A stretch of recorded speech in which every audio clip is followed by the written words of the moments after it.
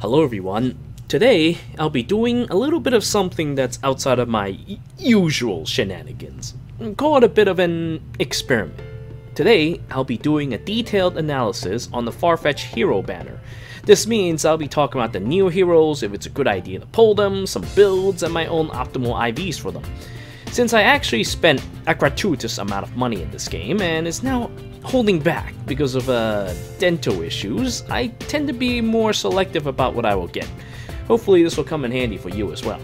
Now, I know some of you want to hear my reaction to having City Mongolian Lin show up in an 8% banner after my little show and tell where I spent a little under 2,000 orbs to plus 10 her. I'm afraid though that's something I'll have to do next time when I talk about the legendary banner. Now first, the most important question. Should you summon on this banner? I say yes and no. See, all these units are really power creep. This whole second choose your legend thing is basically an excuse to put out more power creep units. I mean, ooh, I'm 12 plays. I eat poison mutton and died in a commercial. What happened to Dorcas? I put poison in his mutton. I'm very important. This means I should have boosted stats and overpowered unique weapons. You know, as someone who plus 10 my favorite units since the beginning of the game, I find this insulting. Because this means heroes who shows up later will always be better. This is part of the reason why I'm starting to become worried with my spending in this game, especially since Era. Sure, I do have a couple of lowland forms like City Mongolian Lin or Spring Bulbasaur's Rex, but, you know, it's worrisome, this whole power creep thing. It makes me wonder if any investment now is even worthwhile. I mean, I get the whole, you know, actual first and second place heroes being good with choose your legends, but now they're just tossing around rank 12 and 13s with personal weapons in with the mix. It's a blatant cash grab, plain and simple, and now there's a precedence for it. Still, now that they're doing the whole weapon forge thing, maybe it won't be so bad. We'll have to see when we get there. After all, my old units will still be usable as long as the power creeps doesn't get further out of control. Anyway, sorry about the rant, but the units are good. That's the point. And it's not a bad idea to invest on them. Just know that, now that the bad precedents are set, I recommend building a character for a character, or for their unique traits to fit into your team. Otherwise, treat these guys as building materials. If you're free to play though, I think you should just ignore all this power creep and just focus on the 8% later. That would be much healthier for you. The only real tool I find particularly worth your while anyway is infantry pulse. And even then, I can probably see that put into an 8% banner in the future. So if you're not a spender, just leave this alone unless you like the characters. As summoning goes, none of these dudes share a color, so you're good if you want to roll for someone specifically. Okay, now, let's talk about the characters themselves. First, we have Dorcas, the one that I actually want. He's tanky as hell, and thanks to his DC axe, distant counter axe, he's reasonably hailed as Infantry Hector. And that, to be honest, makes him better than Hector, thanks to an infantry pulse and boosted BST. Sure, you can't benefit directly, but his friends will, and they'll rip the faces off anyone who looks at them funny. As you see in my videos, first turn Ignis is not something to be trifled with. If I were to build Dorcas, I would go for minus speed and plus res, turn him into Magic Dork. He gets a massive plus 4 boost to res, which, by the way, makes him overpowered as hell. He's green, therefore he will handle Reinhardt, and with 28 res, he will shrug off anything small hands can throw at him.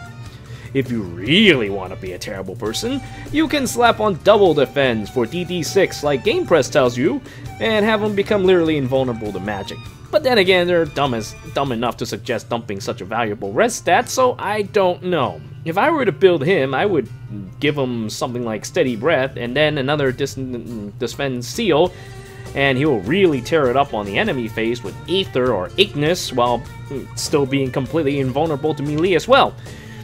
I don't know why Game Press doesn't really think of adding that to their list. I don't know. I looked at it, that's not mentioned. But those guys are only useful for me as a database to figure out my own builds anyway. Anyway, quick riposte is good as it is, and you don't want to lose infantry pulse. The only thing you really need to change is his A slot. Fierce Stance could work with both Quick Riposte and Vantage.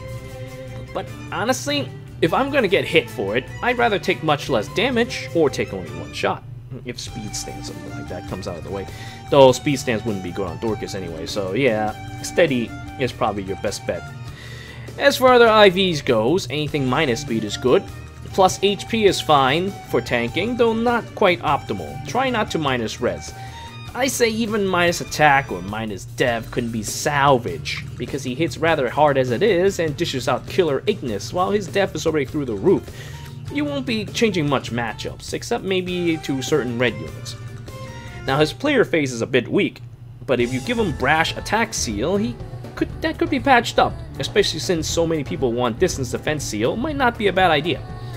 As SI material goes, focus only on his infantry pulse. Fierce Stance is okay, but only works on characters that are already tanky, like him. Next, we have Lute, and this one's rather easy. She's a very focused min-max character. Tons of attack, tons of res, and a little extra stats for being Choose Your Legends. But honestly, it doesn't really matter, because anything extra probably went into dev or something, which makes very little difference because it is still just about as low as Philadelphia. If it wasn't for her tome, I would say Delthea has her beat in terms of stats, even with boosted stats. But since her broken-ass tome is +3 with speed ploy, she can negate her otherwise mediocre speed with an 8 points difference.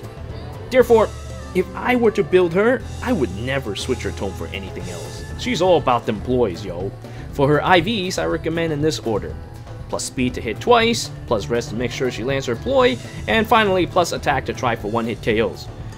She can freely lose hit points or defense. HP would make her lose a little bit of magic bulk, but since it's already so damn high, it hardly matters. While -4 dev doesn't really matter for her all that much, it does kinda suck for arena scoring if you remotely care about something like that.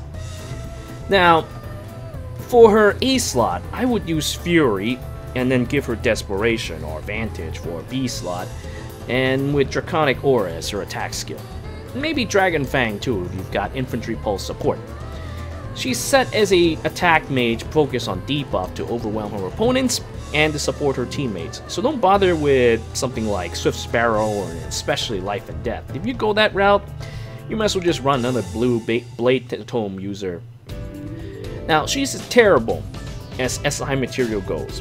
The only thing worthwhile is Rest Ploy, which is outside of certain specialized users. I wouldn't summon for her if her style is not to your liking. Finally, we have Mia. She's cute, and I like her. She's got good attack and speed with decent defense stats. Her whole game is all about skill activation, thanks to her power creep with Dao. Dude, that thing has like 6 more attack than the regular one. Come on, man!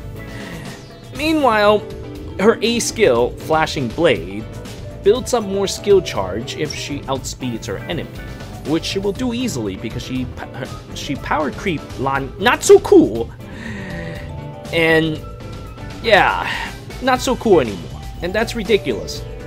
I really feel bad for the guy. I mean, for a while, you know, his only niche is that he's fast. Now, that's finished too. He might as well just go and hang himself and not exist anymore.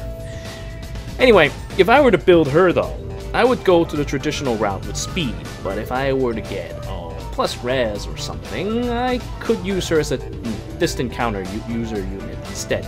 She gets +4 from res and only really needs to complete with Lan Ku and Era for speed, and that's not a very long list. Built this way, she's essentially an alternate version of Selena Miku, without the physical bulk that Selena has, but quite a bit more speed for doubles and the attack to kill if no skills are activated. Very important. Now, of course, still, having extra res means that she can survive Reinhardt if need be, with the Deflect Magic Seal. As for Banes, I would run -res if I want her to be another swords person like Aimra, and -attack for distant counter build. Anything else would hurt her bulk too much. Her super sword more than makes up for that attack loss. If anything, that stupid blade is overkill.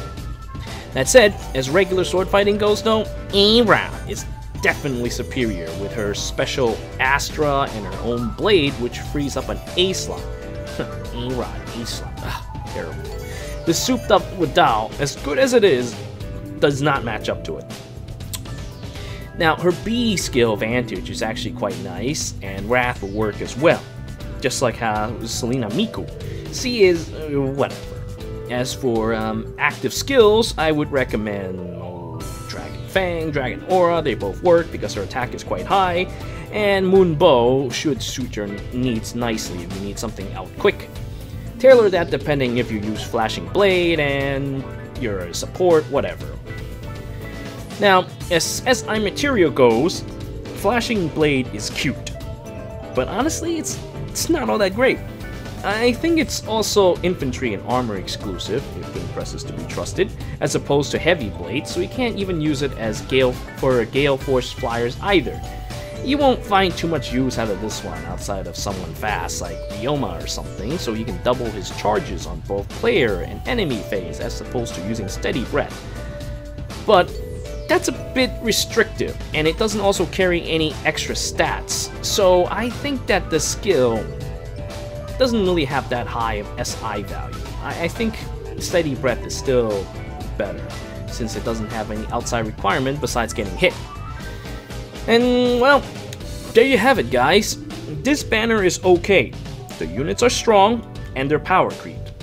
But outside of infantry pulls, they're quite bad for SI. So, unless you really like the characters or really enjoy power creeping and have tons of money to feed into plus 10ing them on a 3% pull rate, I would avoid this banner. But if you're gonna pull green, and hope you get infantry pulls. Anyway, I thank you all for watching, and this is a bit of a new thing for me, so I hope that there will be a decent number of you watching this. I don't know, I mean, I'm just used to making stupid jokes and making weird noises, so we'll see how this goes. Anyway, again, I thank you all for watching. Until next time.